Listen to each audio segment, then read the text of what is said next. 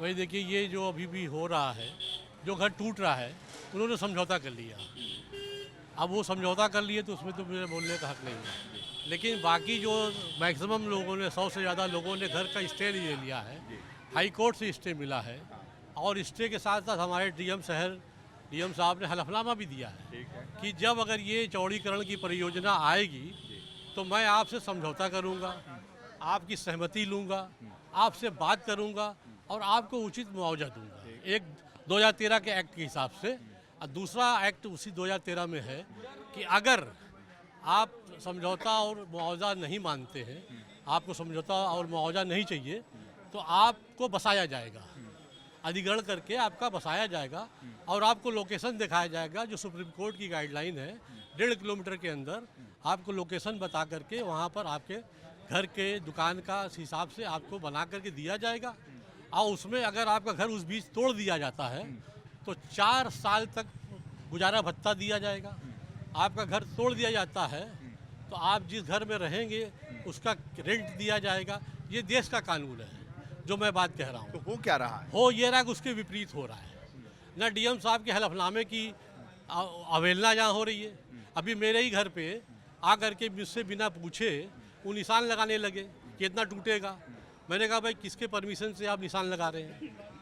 उन्होंने कहा डीएम साहब का है। हमने कहा डीएम साहब का कोई परमिशन दिखाइए, आदेश दिखाइए। नहीं दिखाया उन्होंने। हमने कहा कि मेरे पास ये हाई कोर्ट का आदेश है, डीएम साहब का हलफनामा है और उसका अवहेलना आप लोग कर रहे हैं। कोर्ट की बात आप लोग नहीं मान रहे, तो आप कोर्ट की नहीं बात मान रहे हैं और अपने मनमानी कर रहे हैं, तो उसको हम क्या समझें कि आप जाति करके, आप पुलिस के बल पे इस तरह से लोगों को डरा के धमका करके आप घर तोड़ेंगे। किसी को कोई कोर्ट, अभी देखिए कल रात में वहाँ पर जो है सड़क पे था, उन लोगों ने कोर्ट का आदेश है सब दिखाया, तो चला गया बुलडोजर। आज फिर सुना है कि उनको अल्टीमेटम दिया। ये क्या बात है भाई? जब एक कोर्ट की बात मान करके आप चले गए, फिर आप अल्टीमेटम क्यों दे रहे हैं? फिर जर्जर है, जर्जर की नोटिस नहीं है, जर्जर भी नहीं है, खाली घर में प्लास्टर नहीं हुआ है। तो इस तरह से हरेसमेंट किया जा रहा है। बिजली पानी लोगों की पुराने से पुराना पता नहीं कहाँ से निकाल के बकाया दिखाया जा रहा है। हाउस टैक्स, वाटर टैक्स, बिजली पानी का लोगों पर डाला जा रहा है, बोझ डाला जा रहा है। समझे साहब? आपका अवैध है, आपका इतना मंजिल गिराया जाएगा। कोई नोटिस, कोई कुछ नहीं है। कोई 20 साल पहले बना है, कोई 10 साल पहले बना है, कोई 15 साल पहले बना है। आज जो है वो सब निकाल करके एक तरह का दबाव बना करके हरेसमेंट और सिर्फ प्रशासन, पुलिस के बल पे सब काम हो रहा है। जब हम लोग जो है 3 मई को हाई कोर्ट गए, तो हाई कोर्ट में जो हम लोग वो लेके गए ITR जो है RTI से, और के सिंह का बयान था अखबार में।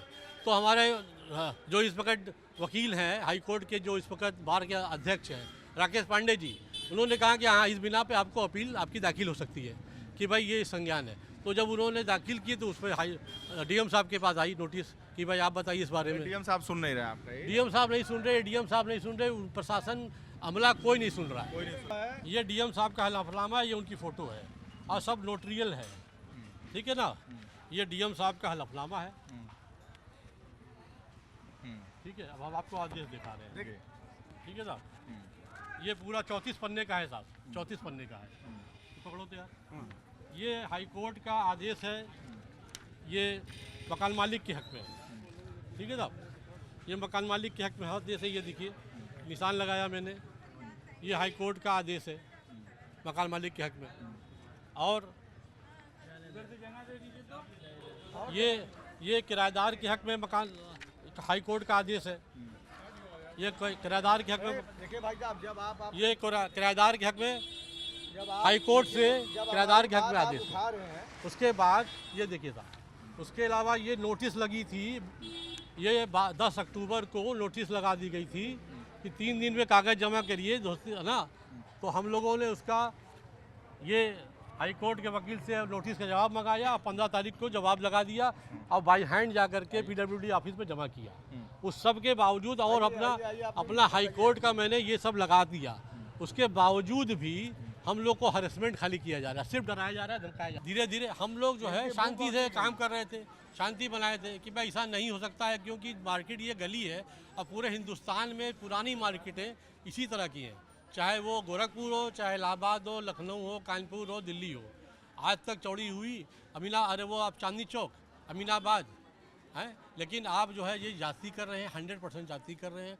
और सिर्फ सुंदरीकरण तो ऑलरेडी हर आदमी यहाँ का सुंदर है और सुंदरीकरण चाहता है, लेकिन उसको आप उसको जो है करिए, लेकिन आप इस तरह से उजाड़ करके लोगों का रोजगार ले करके, लोगों को बेघर करके, लोगों को बर्बाद करके अगर कर रहे हैं तो ये एकदम नाइंसाफ़ी वाली बात है और नाइंसाफ़ी हो रही है। नाइंसाफी हो रही है, बीच का रास्ता निकाला जाए और गलियों के चौड़ीकरण पर विचार किया जाए। लोगों की यही मांग है। जो इन लोगों ने बोला हमने आप लोगों को सुना दिया, और विचार करना आप लोगों का काम है। विचार करिए या नहीं करिए, आप जानिए।